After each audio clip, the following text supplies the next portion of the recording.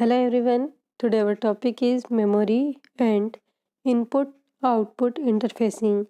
आज के वीडियो में हम मेमोरी और इनपुट आउटपुट इंटरफेसिंग के बारे में पढ़ेंगे। सबसे पहले हम देखते हैं कि मेमोरी इंटरफेसिंग क्या होती है।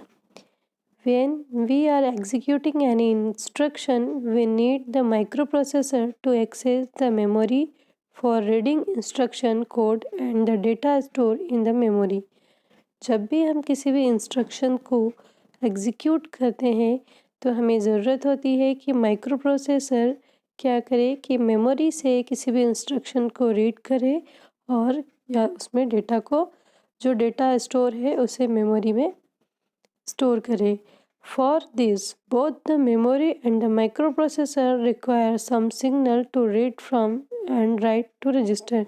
और इस फंक्शन के लिए क्या होता है कि मेमोरी और माइक्रो प्रोसेसर इन दोनों को कुछ सिग्नल की नीड होती है जिसके थ्रू ये जो है किसी भी डेटा को रजिस्टर से पढ़ सके या किसी भी डेटा को रजिस्टर में लिख सके।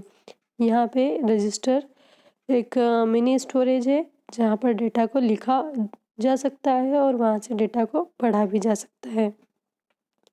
The interfacing process includes some key factor to match with the memory requirement। एक इंटरफेसिंग प्रोसेस होती है जिसमें कुछ की फैक्टर्स होते हैं जो कि मेमोरी की रिक्वायरमेंट और माइक्रोप्रोसेसर के सिग्नल से मैच करते हैं। The interfacing circuit therefore should be designed in such a way that is match the memory signal requirement with the signal of the microprocessor. It means यहाँ पर जो interfacing circuit होते हैं उन्हें कुछ इस तरीके से डिज़ाइन किया जाना चाहिए जिससे कि वह मेमोरी सिग्नल की रिक्वायरमेंट और माइक्रो सिग्नल की रिक्वायरमेंट से मैच कर सके। Input output interfacing there are various communication device like the keyboard, mouse, printer etc. So we need to interface the keyboard and other device with the microprocessor by using latch and buffer. This type of interfacing is known as input-output interfacing.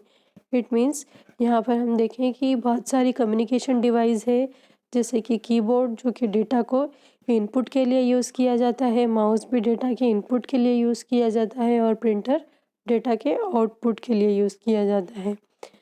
तो हमें ज़रूरत होती है कि keyboard और other device का जो है वो माइक्रो प्रोसेसर के साथ में क्या हो सके, कम्युनिकेशन हो सके, इंटरफेस हो सके। और इसके लिए हम लैचेस या फिर बफर का यूज़ करते हैं और इस टाइप की इंटरफेसिंग जो है वो इनपुट आउटपुट इंटरफेसिंग कहलाती है। यहाँ हम ब्लॉक डायग्राम देख रहे हैं जिसमें मेमोरी और इनपुट आउटपुट इंटरफेसिंग के बारे में बताया जा रहा है। माइक्रो प्रोसेसर है, माइक्रो प्रोसेसर जुड़ी हुई 3 बसेस हैं, address bus, data bus and control bus. और ये बस जो है माइक्रो प्रोसेसर के साथ साथ मेमोरी और इनपुट आउटपुट से भी जुड़ी हुई है।